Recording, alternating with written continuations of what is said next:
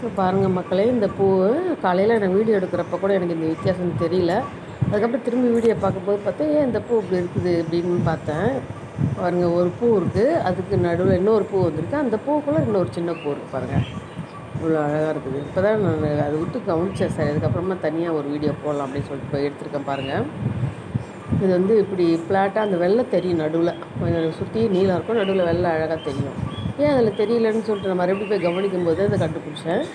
பார்த்திங்கன்னா அந்த ஒரு பூ, அதுக்கு மேலே இன்னொரு பூ வந்திருக்கு, அதுக்குள்ளே ஒரு குட்டி பூ ஒன்று இருக்குது பாருங்கள். 3 பூ இருக்குது. அதிசயப்பூ.